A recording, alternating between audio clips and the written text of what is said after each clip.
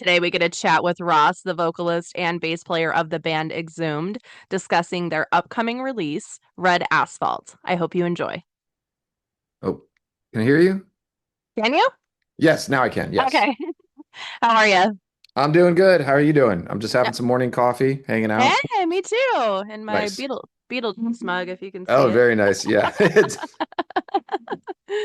I like your pink badass bitch one. yeah, there you go, badass bitch. Yeah, you got coffee, coffee, coffee. I carefully pick which coffee cup I'm going to use every day depending on my mood. I have a Duncan Hills coffee Death Clock one that I use most of Nice. the time, but I was feeling Beetlejuice today, so Bean juice, bean juice, bean juice. right. You're Yeah. right. Yeah. I I needed some like extra I like pick me my up. badass bitch one to inspire me to go out and be a badass bitch every day. So important, especially in the world that we're in now. We need a lot more badass bitches out there. Jesus fucking Christ. There's some pretty badass bitches in Minneapolis right now, kicking There some is. ass. There is. Much Yes. props and respect to the warriors out there holding the line. 100%. 100%. Yeah. Yeah, it's crazy. Didn't think we'd ever get here, but thank goodness we have music to be able I'm to get us through. was gonna say all the militia guys from the '90s thought we were gonna get here, but then they joined the wrong side. So weird. It's oh my gosh, I swear we're living on two entirely different like universes that merged into one. It just doesn't make any sense. It's the most bizarre thing. No, so we go and we listen to albums about horror and gore to try to forget it all for a minute. Seriously, that's so true. So out of curiosity, when you're trying to explain your music to people, that are metal lovers, but are just like, okay, what umbrella does? Because there's a bajillion different subgenres, and there's more coming out all the time. Or you know what? Let's even make it funner. People that don't know the genre, That's the challenge, because then if you show them what you guys do, people already don't get metal if they're not into metal, and so they're right? probably like, oh, so you're Satan worshippers, right? Uh, no, No. I just reject Christ. It's a lot simpler than that.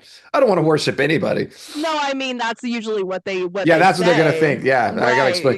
Yeah, exactly. to the TSA agent who sees that I've got like some bass pedals. What do I say to him getting on the plane or whatever? And I'll be like, I usually would just say everybody kind of knows what heavy metal is. I just say heavy metal times 10 and then just try to end the conversation as quick as possible. I'm not gonna sell them up on death metal. That's a whole journey you have to take on your own. Like, You know, and probably as a teenager on, it's not a lot of like 50-year-old jazz listeners who are going to be all of a sudden like, oh shit, I really like this Punch and Stench record. This is a whole new genre to explore. No, that's usually a journey you take much earlier in your life when you're a little bit more open-minded totally. and a little more angsty, let's be honest. We were all Yeah, angsty teenagers getting into metal.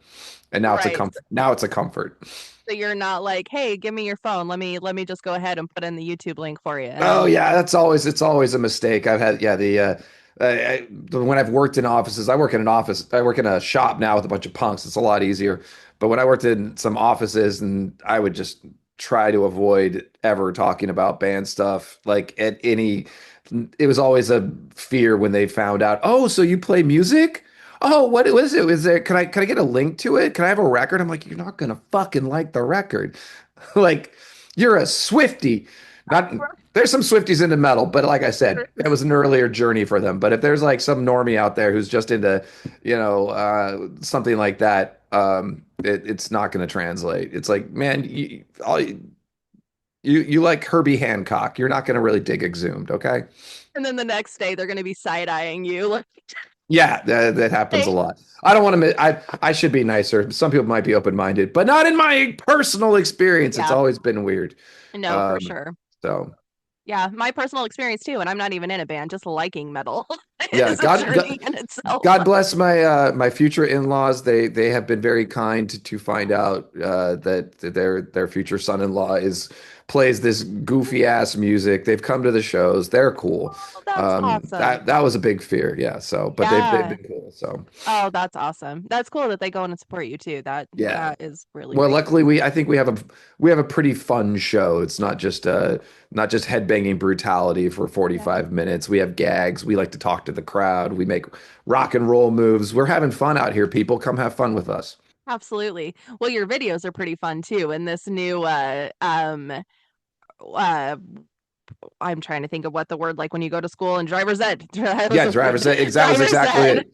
I mean, so much of our record is, was like inspired by the by that stuff and our experience with that and those old films. I really wanted to do a video that like, kind of got to cut to the heart of like our inspiration. And then also I wanted it to be really fun. And going back to like the long form videos you would see in the 80s, like David Lee Roth, like, doing the Dave TV bit and, the liquor store and all those kinds of, Michael Jackson doing the long form videos. And I was like, I feel like not only is that not done much anymore, or sometimes it is. I just watched a 20-minute Beastie Boys video that I didn't know existed, where they kind of made a sequel to Fight for Your Right to Party with yeah. Have you seen it? I had with Did Seth not. Rogen, yeah, Seth Rogen, Danny McBride, and Elijah Oh, Wood playing the Beastie Boys. And oh my gosh. there's a the song version, but they made a long form version. It's like 20 minutes long. We don't have a budget for 20 minutes. We had a budget for about 7 minutes. And I got my friend Jim Stramel on board, and me and him and Matt like hammered out like a script, and we wanted something that was just a little bit more than just a music video. We wanted something fun that you would like maybe go back and watch just because there's like some gross scenes just in the driver's ed class before even the music starts up that I think are pretty Right. funny. So yeah, I wanted people to have fun with it, and I wanted to see that more in like a metal video, the Yeah. genre that I play and that I love so much. I want to have that kind of fun too. Yeah, it's so creative too. It was almost like a mini horror movie watching the kids that are at the class, Yeah, we gotta see have a themselves horror. Yeah, involved in the see themselves I'm involved in the Yeah, videos. in It's the fun. act, yeah, I'm glad that came across. Oh, It's totally. hard to like we don't have an hour and a half to get the twist across. Or we're not M. Night Shyamalan. We got just a couple minutes of your attention on YouTube. Right. So Oh no, it definitely comes across. It's very well done. I love horror movies, and so it was yeah. just like, yeah, a fun little twisty miniature horror movie for me. So I'm assuming, and maybe not, I guess I shouldn't assume. Do you like horror movies? Oh, absolutely. I do find it kind of odd. I know it's out there. Metal fans who are like, I just don't like horror movies. And I'm like, but you like A lot of Cannibal fun. Corpse. You like, Autopsy. Like, but you don't, but like, oh, I can't watch Bruce Campbell get beat up by a deadite. It's like, come on, relax. We're having fun here. I love horror movies. I like, all sorts of horror movies, obviously. Of course, 90% of anything you are involved in is trash. So 90% of horror movies are trash. I'll still watch them because I love it. But yeah, I definitely gravitate more towards the comedy. I think you can Yeah. probably, if you read our lyrics and, look at our artwork and stuff, I like the comedic horror movies. I love the classics like Evil Dead, Evil Dead Yes. 2, the stuff like Frankenhooker, Street Trash, Uh, Body Melt. Those are like my go-tos. I like the really goofy stuff that's like, yes, it's over the top gross and it's funny. Like I yes. enjoy that. I want to laugh in the face of death. Sometimes I want to be scared. Yeah. Sometimes you need a movie like Martyr to really shake you up. My But gosh. I'm probably not gonna rewatch Martyr a whole bunch. No. Like No, I it's watched that an for the first intense time journey. last year. It's rough. I watched that for the first time last year and I was like, I can't believe I fast forwarded through parts of it. I have to embarrassingly admit, but I was like, I get it. I get it. I get what they're doing. It's an intense ass movie. Yeah, absolutely. Yeah, that's not one I need on the Blu-ray collection so that I can spin it anytime. Totally. Yeah. Everybody come over. We're having a family get Yeah, together. we're We're having a gonna watch party. this Yeah, movie. we're gonna have a big martyr party. We're gonna peel grapes and eat them. Oh my It's a God. long theme. I think my favorite comedy horror is Tucker and Dell versus Evil. That Or was a versus great Evil. Is little that the one? surprise Is that what movie. it's called? Yeah. Alan Tudyk and I forgot the other guy's name. But yeah, that's a fun movie with a great Yeah. twist. Yeah. Because and I think we even I've spoken with people about that horror movies. Is like there was so much, especially in the 80s, fear of people from the country. I guess Texas Chainsaw Massacre kind of set the bar with that one. It's like, yeah, these True. hicks and yokels are scary to us city folk, but like there's actually not much more scary than the city. Like Right. that's where the shit's gonna really go down. Or like we wanted to like do on this record, we are like, where is there more death and tragedy on an everyday basis than the Road. road? Yeah. So that's like we're, just thinking about stuff like that. And yeah, so Tucker and Dale, good. I'm segueing to that to the record. But yeah, they Yes. put the twist on that. The city folk were the idiots and the jerks getting stuff killed. And we kind of want to put it a twist on the death metal record where it's like, yeah, this isn't about like some random serial killer. It's like, oh, that's so scary or something like that. It's like, no, this is like your commute. Yes. Every day your life is Right. in danger and you don't know. And I mean, I just got hit by a car or a motorcycle 4 weeks ago. A hit and run. Yeah, the guy jumped racing his bike, jumped on another bike and raced off. So this shit happens every day to everything. And in some way, we're having fun with it. We're making puns, we're doing wordplay, but it's like the scary ass shit. Yeah. It's real. It's the real stuff. Yeah. I did want to talk about Crawling in the Wreckage. I think that's my favorite one Hmm. on the album. The bass in the beginning is such a cool riff. And I appreciate when bands do that because some bands will hide the bass kind of in the background and you don't it's like hard sometimes to pick out. So when it's front and center, I really enjoy that. And it's such Yeah. a cool riff. But I, that song yeah. altogether I really dig Oh, from the that's awesome. Yeah, no, and I'm blessed to have bandmates who appreciate hearing some bass guitar and we had a great mixer, Scott Evans, who mixed the whole record. He gets it. He wants the band to sound, very, like a good, well mixed studio record, but he wants to have that live vibrancy in front of it where you ever hear everything. And yeah. Crawling from the Wreckage, that's like, yeah, it's like kind of a slower, doomier one because it's like we wanted Matt really wanted to get the feel for, like the feeling of like crawling and like you just like everything is twisted around you and you're just trying to get away from it and it's just this like sickening slow death as you're like having to the last moments of your life trying to just get away from it what the tragedy that just occurred around you. So yeah, it's a bit of a doomier slower song, but they're still grinding it of course because we can't stay away. Course. You have two songs that you've already done videos for. Do you know? Usually bands do three. I guess that's more of the Napalm Records formula. But There's are you going to be guys another single, yeah. okay? Can you say? And it's okay if you can't say which one it is. I don't know if I can or not. Yeah, it's going to be the Iron Graveyard is the next single. Mm, Our video awesome. budget's out, so it's going to be a much more tame video. But we're trying to put something visual together. But mostly, we just want people to hear the song because it's like Yeah. the last single was Shovelhead, and that's like some people were like, "Well, what the hell is this sound?" It's like, well, hey, have you ever heard like old Autopsy and Pungent Stench, like sleazy, slow? It's like we want to delve into that too. We're a gore Yeah. metal band, and we love thrash and we love thrashing, but it's like, yeah, you want to have some kind of gross shit in there too. We want to Yes. mix it up and we want to make the whole album a fun listen. So when they hear Iron Graveyard, they're gonna be like, oh shit, this one's a straight ripper from beginning to end. And it's gonna be like people are gonna be snapping their necks, headbanging to this in their car. And then we're gonna have more road accidents, and then Exhumed will have more to sing about. Well, I think it's fun when bands do that when they kind of go up and down with different styles of music because then it keeps you from uh having the potential of getting quote unquote bored, right? Because then you're like, Yeah. oh, this is something new, this is something different. And that video was super fun. Yeah, I mean, The the animated stuff. album's yeah, the animated by Landfill from Municipal Waste. I want to give him like all the credit on that. Matt drew up some kind of storyboards for it. We talked to it. He had shown me his animated videos when we were on tour with Morbicon, and I was like, I want to work with you. It's got to be the right song, and Shovelhead was the right song. It's a fun romp about motorcycles and there's some zombies stuff in there. So I was like, this is the one that gets the cartoon treatment. This is going to be Yes. fun. And Landfill ran with that and made a great video and a lot of fun. And he drew me with really good pecs at the very end. So that was a nice surprise that he appreciates this temple that I Right. present here. So You posed yeah, for him and he was like, I got it perfect. exactly. That's exactly what I look like when I take my shirt off. 100%. Yeah, it's a super fun video. But yeah, the album, it grinds, it blasts, it also sleazes, it also dooms a little bit, but it's going to be a fun listen all the way through. And hopefully we put together a sequence of songs that people want to listen from beginning to end. Yeah, no, I definitely think you did. Do you have a favorite that's on there? Um, Iron Graveyard is probably my favorite. Yeah, Yeah. I really like that one, and I like Symphorophilia quite a bit. That's the Yeah. the That's a that's the quick one. quickest, grindiest Yeah. jammer. Yeah, Sebastian turned out a really fun song on that one, and of course, no Exhumed album is probably complete without a little bit of fucking.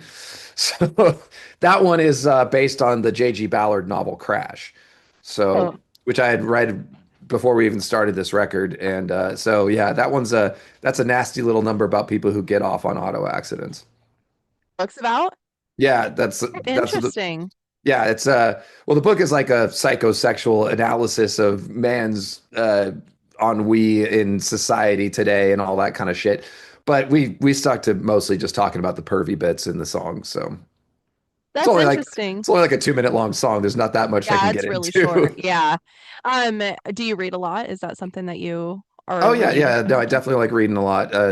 Barely get enough time to. A lot of audiobooks more lately because I've got a job on a printing press, and a lot of that is just pressing a button all day. So yeah, definitely delving into a bunch of audiobooks. Going through the Murderbot Diaries right now. It's Oh, a fun sci-fi series, and yeah, what else did I just finish up? Um, what was the Expeditionary Force was a great series. Yeah, oh, I definitely like when it comes to like more books, sci-fi. I definitely like got into like the quote unquote hard sci-fi. So, Have you ever read any David Wong or his oh real yeah, names? yeah, Oh, yeah. he's The my John dies at the favorite. end, and I read Yes. the Futures with Violence and Fancy Suits. that one, yeah, that with Yes. the little girl who has to take on the crazy monster truck mutant guy. Yeah, Yes. that's a fun Zoe one. Ash and Stench Yeah, Machine. He's I my also favorite author. yeah yeah Jason Pargins. I also really like Yeah. his essays a lot. Like when he was a Yeah. writer at Cracked, he Yep. was very insightful. He Yes. keys in on a lot of like thoughts I've had, and then he like answers those thoughts. He's a great Yes. person, and I definitely follow him on all the social medias for Yes, sure. yeah, he Yeah, does some really cool videos of the same thing, of makes you think, and you're like, I've never thought about things that way. And that's what I love about his books too. He does a yeah. lot of that kind of insight in his books too. The new John Dies at the End book is coming out in November. Oh yeah, yeah. I think yeah, we'll definitely be checking that one out. Yeah, I'm so excited. Okay, back to the album. I keep going into other directions. That's Something what I I like do to all day.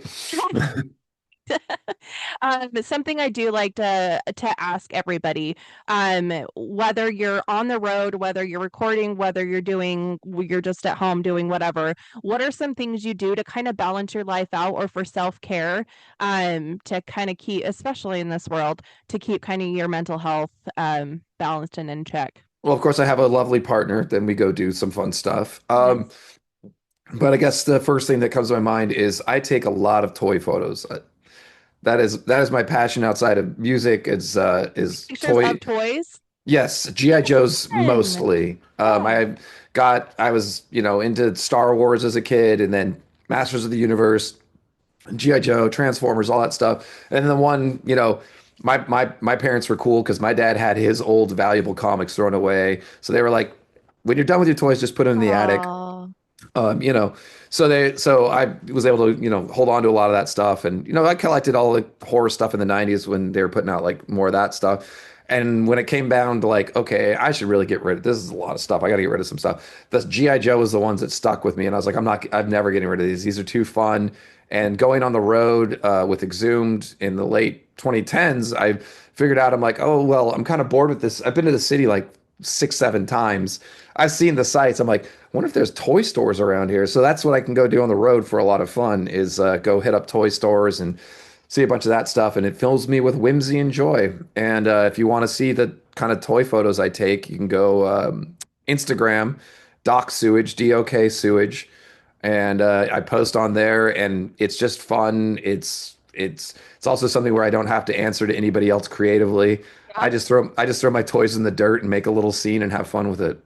It's cool. It brings probably a lot of nostalgia to a lot of people as well. Yeah, we have a lot of fun, and that's a whole community into itself. Is just the toy collectors, and then sometimes they find out I'm in a band. Then they find out I'm in the GI Joe band, Cold Slither, and then they really freak It's out. right, yeah, which is an extra kind of fun level there. Yeah, that was something I never expected. I was already a fan and just going with this stuff, and then Gus Rios gives me a call and says like, "Hey, I got this Cold Slither thing. It's official. You're in the band." Okay, great. Like I'm in You're the like, and I band, got the so. GI Joes to come with me. Yeah, I got the G.I. Joes to come with me. It's great. And yeah, we have a lot of fun with that project. And then we'll be having a lot of fun with Gus and Matt because Exhibit will be touring Europe with Gruesome.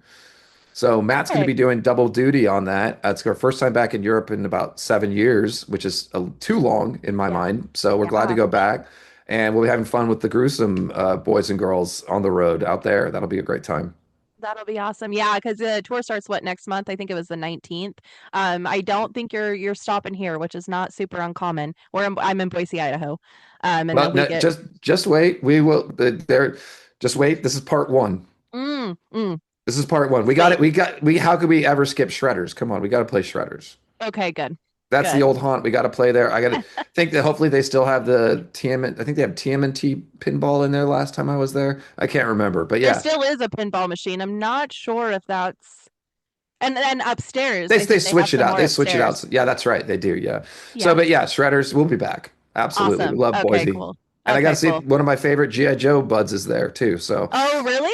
yeah, one of my favorite toy photographer friends is there. We always meet up, have a Perfect. drink, trade Oh, a few toys. It's fun. that's awesome. That's awesome. Oh, well, good. Good. I'm glad to hear that then. So I'll keep a lookout for that. I know I don't want to take a whole bunch more of your time, but I did also want to talk about Death on Four Wheels. Tell me about that Yes. one. Death on Four Wheels. Uh, that one's just kind of.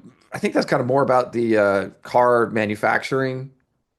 Like, yeah, yeah. There's bad drivers. Yeah, there's reckless people on the road, but there's also careless capitalism.